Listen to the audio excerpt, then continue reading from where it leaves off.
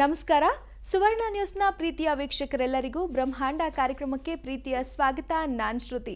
ಹಾಗೆ ವೀಕ್ಷಕರೇ, ಇವತ್ತು ಕೂಡ ಕಾರ್ಯಕ್ರಮದಲ್ಲಿ ನಮ್ಮ ಜೊತೆಲಿದ್ದಾರೆ ಶ್ರೀ ಸಂಪೂರ್ಣ ಸನಾತನ ಧರ್ಮ ಸಂರಕ್ಷಣಾ ಸಮಿತಿಯ ಸಂಸ್ಥಾಪಕರು ಹಾಗೂ ಶ್ರೀ ಸಂಪೂರ್ಣ ವರಮಹಾಲಕ್ಷ್ಮಿ ಮಹಾ ಸಂಸ್ಥಾನದ ವ್ಯವಸ್ಥಾಪಕ ನಿರ್ದೇಶಕರಾದಂತಹ ನಿಮ್ಮೆಲ್ಲರ ಪ್ರೀತಿಯ ಶ್ರೀ ನರೇಂದ್ರ ಬಾಬು ಶರ್ಮಾ ಗುರುಜಿಯವರು. ಬನ್ನಿ ಅವರನ್ನ ಕಾರ್ಯಕ್ರಮಕ್ಕೆ ಸ್ವಾಗತಿಸೋಣ. ಗುರುಜಿ ನಮಸ್ಕಾರ. ಕಾರ್ಯಕ್ರಮಕ್ಕೆ ಪ್ರೀತಿಯ ಸ್ವಾಗತ. ನಮಸ್ಕಾರ ಗುರುಜಿ. ಈ ಶುಭ ಶುಕ್ರವಾರದಂದು ಕೂಡ ನಮ್ಮೆಲ್ಲರಿಗೂ ಕಾರ್ಯಕ್ರಮಕ್ಕೆ ಆಗಮಿಸಿದ್ದೀರಿ. ಹಲವಾರು ವಿಚಾರಗಳನ್ನು ತಿಳಿಸ್ಕೊಡ್ಬೇಕು ಅನ್ನೋ ಉದ್ದೇಶದಿಂದ ಇವತ್ತು ಯಾವೆಲ್ಲ ವಿಚಾರಗಳನ್ನ ತಿಳಿಸ್ಕೊಡ್ತಾ ಇದ್ದೀರಿ ಗುರುಜಿ? ಎಲ್ಲ ವೀಕ್ಷಕ ಬಾಂಧವರಿಗೆ ಪರಿಪೂರ್ಣವಾದ ಸ್ವಾಗತ, ಸುಸ್ವಾಗತ ನಿಮ್ಮೆಲ್ಲರ ಬ್ರಹ್ಮಾಂಡ ಲೋಕಕ್ಕೆ. ಇವತ್ತಿನ ದಿವಸ ಶುಕ್ರವಾರ ಅಂದರೆ ಸಾಧಾರಣವಾಗಿ ಹೆಣ್ಣು ಮಕ್ಕಳಿಗೆ ಬಹಳ ಪ್ರೀತಿ ಅಂತ ಕರಿತೀವಿ. ಆದರೆ ಇವತ್ತು ಇನ್ನೊಂದು ನೆನೆಸ್ಕೋಬೇಕು. ನಾಳೆ ದಿವಸ ಕೃಷ್ಣ ಜಯಂತಿ ಅನ್ನೋದು ವೈಷ್ಣವ ಸಂಪ್ರದಾಯದಲ್ಲೂ ಮಾಧ್ವ ಸಂಪ್ರದಾಯದಲ್ಲೂ ವಿಶೇಷವಾಗಿರ್ತಕ್ಕಂಥ ಕೃಷ್ಣ ಜಯಂತಿಯನ್ನು ಆಚರಿಸ್ತಕ್ಕಂಥ ದಿನಗಳು. ಸಾಧಾರಣವಾಗಿ ಯಾವತ್ತೂ ಕೃಷ್ಣಾಷ್ಟಮಿ, ಕೃಷ್ಣ ಜನ್ಮಾಷ್ಟಮಿ, ಕೃಷ್ಣ ಜಯಂತಿ ಅನ್ನೋದು ಪಕ್ಕಪಕ್ಕದಲ್ಲೇ ಬಂದ್ಬಿಡುತ್ತೆ. ಕೆಲವರೆಲ್ಲ ಕೃಷ್ಣ ಹುಟ್ಟಿದ ಮೇಲೆ ಪೂಜೆ ಪುನಸ್ಕಾರವನ್ನು ಮಾಡಿ ಸ್ವಾಗತ ಮಾಡ್ತಾರೆ, ಹಬ್ಬವನ್ನು ಆಚರಿಸ್ತಾರೆ. ಕೆಲವು ಕೃಷ್ಣ ಹುಟ್ಟಕ್ಕೆ ಮೊದಲು ಹುಟ್ತಾ ಇದ್ದಾನಪ್ಪ, ನಾವೆಲ್ಲ ಬೇಗ ರೆಡಿಯಾಗಬೇಕು ಅಂಥೇಳಿ 12 ಗಂಟೆ ರಾತ್ರಿಗೋಸ್ಕರ ಕಾಯ್ತಾ ಕೂತ್ಕೊತಾರೆ. ಹೀಗೆ ಎಷ್ಟೋ ಜನ ಕೃಷ್ಣಾಷ್ಟಮಿ, ಕೃಷ್ಣ ಜನ್ಮಾಷ್ಟಮಿ, ಕೃಷ್ಣ ಜಯಂತಿ ಅಂಥೇಳಿ ಆಚರಿಸ್ತಕ್ಕಂಥವ್ರು. ಕೃಷ್ಣಂ ಒಂದೇ ಜಗದ್ಗುರು. ಆ ಪರಮಾತ್ಮನ ಕೃಪಾ ಕಟಾಕ್ಷಕ್ಕೆ ಕೃಷ್ಣ ಅಂದರೆ ಸಾಕು, ಕಷ್ಟಗಳು ಓಡಿ ಹೋಗುತ್ತಂತೆ. ಆದರೆ ಇಡೀ ಜಗತ್ತಲ್ಲಿ ಅವನಷ್ಟು ದೊಡ್ಡ ರಾಜಕೀಯ ಇಡೀ ಜಗತ್ತಲ್ಲಿ ಯಾರೂ ಮಾಡಲಿಲ್ಲ ಅಂತ ಹೇಳ್ತೀವಿ. ಅಂದರೆ ಆ ಕೃಷ್ಣ ಎಷ್ಟು ಜನದ ಮನೇಲಿ ಮುದ್ದಿನ ಕೃಷ್ಣ, ಗೊಲ್ಲ ಕೃಷ್ಣ, ಕಳ್ಳ ಕೃಷ್ಣ ಅಂಥೇಳಿ ಹೀಗೆ ಮುದ್ದಾಡ್ತಾ ಇರ್ತೀವಿ. ಪ್ರತಿಯೊಬ್ಬರೂ ತಿಳ್ಕೋಬೇಕು, ನಾಳೆ ದಿವಸ ನೀವು ಮಾಡಬೇಕಾದಿಷ್ಟೇ. ಎಲ್ಲರೂ ಯಾರ್ಯಾರ ಮನೇಲಿ ಕೃಷ್ಣನ ವಿಗ್ರಹ ಇದೆಯೋ ದಯವಿಟ್ಟು ಹೇಳ್ತಾ ಇದ್ದೀನಿ, ಸಿಂಗಲ್ ವಿಗ್ರಹ ಇದ್ದರೆ ಅಂದರೆ ಒಂಟಿ ವಿಗ್ರಹ, ಕೃಷ್ಣ ಕೊಳಲ್ ಪಕ್ಕದಲ್ಲಿ ಹಿಂಗೆ ಇಟ್ಕೊಂಡು ಅಥವಾ ಹೀಗೆ ಫ್ಲೂಟ್ ಉತ್ಕೊಂಡು ಪಕ್ಕದಲ್ಲಿ ಹಾಗೆ ಕೂತಿರ್ತಾನೆ ಅಂತ ಇಟ್ಕೊಳ್ಳಿ.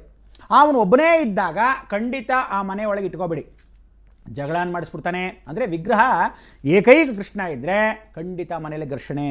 ಅದಕ್ಕೋಸ್ಕರ ಹಸು ಜೊತೆ ಇರಬೇಕು, ಅಥವಾ ರುಕ್ಮಿಣಿ ಸತ್ಯಭಾಮ ಸಮೇತವಾಗಿರಬೇಕು, ಇಲ್ಲ ಕೃಷ್ಣ ಪರಮಾತ್ಮನ ಜೊತೆಗೆ ಯಾವ ಕಾಲಕ್ಕೂ ಎಲ್ಲ ದೇವಾನುದೇವತೆಗಳಿರೋ ಥರ ಕೃಷ್ಣ ಗೋವರ್ಧನಗಿರಿನೋ, ಕೃಷ್ಣನ ಅವತಾರಗಳ ಲೀಲೆಗಳಲ್ಲಿ ಬೇರೆ ವಿಶೇಷವೋ, ಕೃಷ್ಣ ಸುಧಾಮನೋ, ಕೃಷ್ಣ ಬಲರಾಮನೋ, ಹೀಗೆ ಯಾವ ರೀತಿಯಾದ ಇರ್ತಕ್ಕಂಥ ವಿಚಾರಗಳನ್ನು ತಿಳ್ಕೋಬೇಕು. ಅದಕ್ಕೆ ಕೃಷ್ಣನ ಜೊತೆಗೆ ಹಸು ಇರ್ತಕ್ಕಂಥದ್ದು, ಕಾಮಧೇನು ಆಗಿರ್ತಕ್ಕಂಥದ್ದು, ಎಷ್ಟೋ ಹಸು ಕರು ಎಲ್ಲ ಇರತಕ್ಕಂಥ ವಿಚಾರಗಳನ್ನು ತಿಳ್ಕೋಬೇಕು. ಅದಕ್ಕೆ ನಾವುಗಳು ಮಾಡ್ತಕ್ಕಂಥದ್ದೇನು ಅಂದರೆ, ನಾಳೆ ದಿವಸ ಕೃಷ್ಣನ ವಿಗ್ರಹ ಇಟ್ಟು, ಎಷ್ಟೋ ಜನ ಕೃಷ್ಣಾಷ್ಟಮಿಯನ್ನು ಪೂಜೆ ಮಾಡಿದ್ದೀರಾ, ಎಷ್ಟೋ ಕೃಷ್ಣ ಜನ್ಮಾಷ್ಟಮಿಯನ್ನು ಮಾಡಿದ್ದೀರಾ, ಕೃಷ್ಣ ಜಯಂತಿಯನ್ನು ನಾಳೆ ದಿವಸ ಆಚರಿಸ್ಕೊಳ್ಳೋ ಅವಕಾಶಗಳು. ನೀವೆಲ್ಲ ಕೃಷ್ಣನ ದೇವಸ್ಥಾನಕ್ಕೆ ಹೋದಾಗ ಎಲ್ಲರೂ ಏನು ಮಾಡ್ತೀರಾ, ತುಳಸಿ ದಳವನ್ನು ಕೊಡ್ತಕ್ಕಂಥದ್ದು.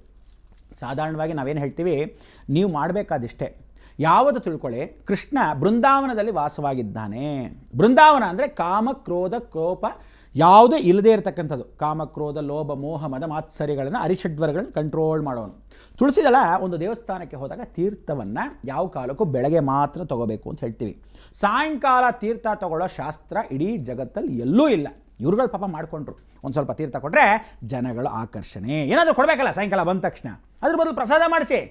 ಉಸ್ಲಿನೋ, ಲಕ್ಷ್ಮಣ ಅವಲಕ್ಕಿನೋ, ಅಥವಾ ಪುಳಿಯೋಗರೆನೋ, ಚಿತ್ರಾನ್ನನೋ, ಮೊಸರನ್ನನೋ ದಾನ ಮಾಡಿ.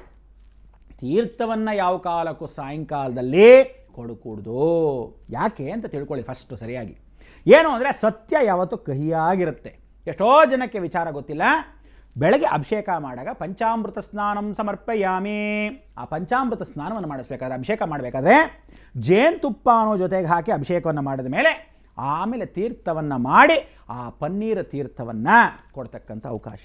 ಪನ್ನೀರ್ ತೀರ್ಥ ಅಂತಕ್ಕಂಥದ್ದು ಕೊಡಬೇಕಾದ್ರೆ ಎಷ್ಟೋ ಜನ ಪಚ್ಕರ್ಪೂರ ತುಳಸಿಯನ್ನು ಹಾಕ್ತಾರೆ.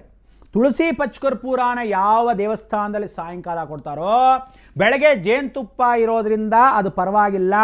ಸಾಯಂಕಾಲ ಜೇನುತುಪ್ಪ ಆಗಲಿ, ದೇವ್ರಿಗೆ ಅಭಿಷೇಕವಾಗಲಿ, ಮೊಸರಾಗಲಿ ಮಾಡದೇ ಇರೋದ್ರಿಂದ ಬರೀ ತುಳಸಿ ಅಥವಾ ಯಾವ ಕಾಲಕ್ಕೂ ಪಚ್ಕರ್ಪೂರ ಹಾಕಿರೋ ತೀರ್ಥವನ್ನು ತೊಗೊಂಡ್ರೆ ಗರ್ಭಕೋಶ ಸ್ತ್ರೀಯರಿಗೆ ಸರ್ವನಾಶ. ಅರ್ಥ ಆಯ್ತಾ? ಅದಕ್ಕೆ ಎಷ್ಟೋ ಜನಕ್ಕೆ ಮಕ್ಕಳಾಗಲ್ಲ. ಆ ಕಾಲದಲ್ಲಿ ಏನು ಹೇಳೋರು, ಇಲ್ಲಮ್ಮ ನೀನು ಬಸ್ರಿ ದಯವಿಟ್ಟು ದೇವಸ್ಥಾನಕ್ಕೆ ಹೋಗಿ ತೀರ್ಥಗಳು ತೊಗೋಬೇಡ ಅಂತ ಆ ಕಾಲದಲ್ಲಿ ಹೇಳೋರು. ಏನಕ್ಕೆ ಅಂತ ಪಾಪ ಇವರು ಗೊತ್ತಾಗ್ತಿರಲಿಲ್ಲ. ಎಷ್ಟೋ ಜನ ದೇವಸ್ಥಾನಕ್ಕೆ ಹೋದರೆ ತೀರ್ಥ ತೊಗೋಬೇಡ, ಹೋದ್ರೇನೆ ತೀರ್ಥ ತೊಗೊಳ್ಳೋದು, ಹೋಗದೇ ಬೇಡ ಅಂದ್ಬಿಟ್ರು. ಆದರೆ ಹೋದರೆ ತೀರ್ಥ ತಗೊಳ್ಳದೇ ಇದ್ದರೆ ನಿಜವಾಗ್ಲೂ ಪರಿವರ್ತನೆ, ಭಾಳ ಸಂತೋಷ. ಆದರೆ ಸಾಯಂಕಾಲ ತೀರ್ಥವನ್ನು ತಗೊಂಡ್ರೆ ಸ್ತ್ರೀಯರಿಗೆ ದಿನಗಳು ಅಥವಾ ಯಾವ ಕಾಲಕ್ಕೂ ಅವರ ದಿನಗಳಲ್ಲಿ ಪ್ರತಿಯೊಬ್ಬರೂ ಈಚೆ ಅಂತ ಹೇಳ್ತೀವಿ. ಆ ಸಮಯಕ್ಕೆ ಹೋಗಿ ಪನ್ನೀರ ತೀರ್ಥವನ್ನು ತಗೊಳ್ತಕ್ಕಂಥದ್ದು, ಸಾಯಂಕಾಲ ಪಚ್ಕರ್ಪೂರ ಹಾಕ್ತಕ್ಕಂಥದ್ದು, ಅಥವಾ ಯಾವ ಕಾಲಕ್ಕೂ ನಾವು ಗೊತ್ತಿಲ್ಲದೇನೋ ಕಾಮ ಕ್ರೋಧ ನಹಿಯಾವೆ ಹತ್ರಕ್ಕೆ ಬರದೇ ಇರೋದು ಯಾವುದೋ ತುಳಸಿ ದಳ ವೈರಾಗ್ಯವನ್ನು ಕೊಡುತ್ತಂತೆ. ಸಂತಾನವೇ ಅಭಿವೃದ್ಧಿ ಆಗಲ್ಲ. ಹೊಸದೇರ ಪೀಳಿಗೆ ಹೋಗ್ಬಿಟ್ಟು ಮದುವೆ ಆಗಿದ್ದವರು ಈಗ ತಾನೇ ಮದುವೆ ಮಾಡ್ಕೊಂಡ್ವಿ ಅಂತ ಹೋಗಿ ಗಂಡ ಹೆಂಡತಿ ತೀರ್ಥ ತೊಗೊಂಬಿಡಿ. ಸಾಯಂಕಾಲ ಏನು ಮಾಡ್ತೀರಾ? ಯಾವ ಡಾಕ್ಟ್ರಿಗೆ ತೋರಿಸಿದ್ರು ಪ್ರಯೋಜನ ಇಲ್ಲ.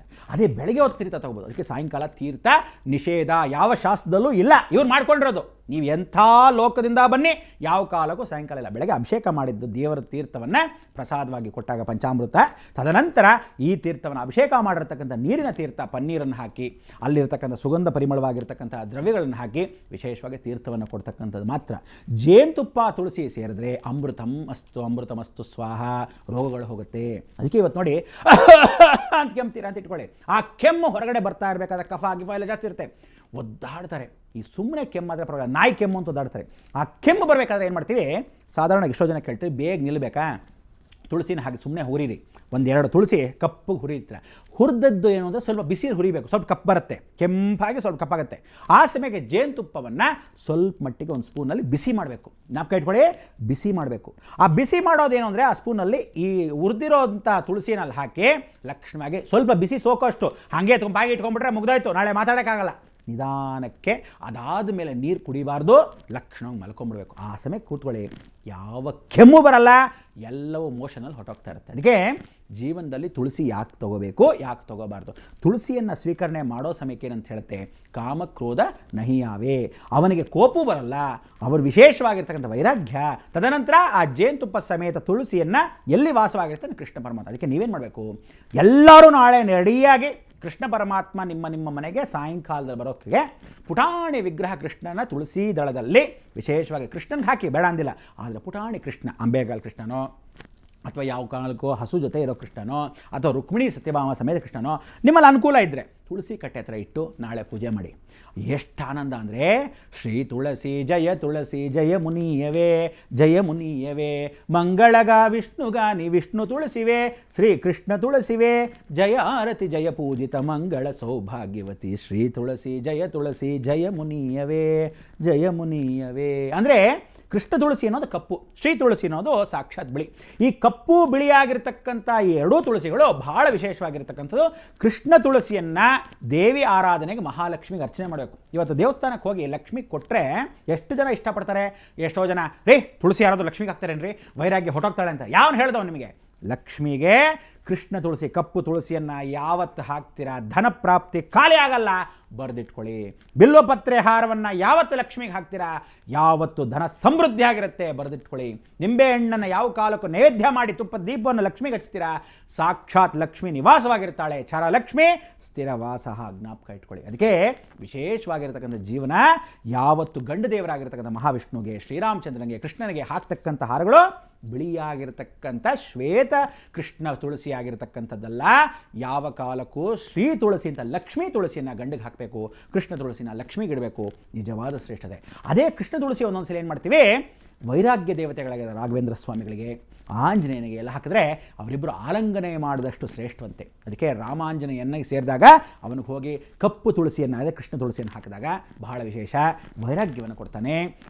ಯಾರು ಮನೆಯಲ್ಲಿ ಜೀವನ ಸಾಕಪ್ಪ, ನಾನು ನನ್ನ ಹೆಂಡತಿ ಮಕ್ಕಳು ಅಂತ ಓದಾಡ್ತಿರ್ತೀರ, ಅಂತ ಅವರಿಗೆ ಇಂಥ ಸಂಸಾರ ಜಂಜಾಟ ಬೇಡಪ್ಪ ಅಂದಾಗ ಪ್ರಾರ್ಥನೆ ಮಾಡ್ಕೊಳ್ಳೋದಲ್ಲಿ ರಾಘವೇಂದ್ರ ಸ್ವಾಮಿಗಳೇ. ಅದಕ್ಕೆ ಶುಕ್ರವಾರ ಮಾಡ್ತಕ್ಕಂಥ ವಿಧಾನ, ನಾಳೆ ಬೆಳಗ್ಗೆ ಸಿದ್ಧವಾಗಿರ್ತಕ್ಕಂಥ ವಿಧಾನಗಳು ಮತ್ತಷ್ಟು ತಿಳಿಸ್ತೀನಿ. ವಿರಾಮದಿಂದ ಕಾಯ್ತಾ ಕೂತ್ಕೊಳ್ಳಿ, ಬಂದೆ. ಗುರುಜಿ, ತುಳಸಿಯಲ್ಲಿ ಕೃಷ್ಣ ನೆಲೆಸಿರ್ತಾನೆ ಅನ್ನೋ ವಿಚಾರಗಳನ್ನ ಹೇಳಿದ್ರಿ, ಹಾಗೆ ತುಳಸಿಯ ಮಹತ್ವ ಎಂಥದ್ದು ಅನ್ನೋದನ್ನ ಕೂಡ ತಿಳಿಸ್ಕೊಟ್ಟಿದ್ದೀರಿ. ವೀಕ್ಷಕರೇ, ಈಗ ಬ್ರಹ್ಮಾಂಡ ಕಾರ್ಯಕ್ರಮದಲ್ಲಿ ಒಂದು ಪುಟ್ಟ ವಿರಾಮ.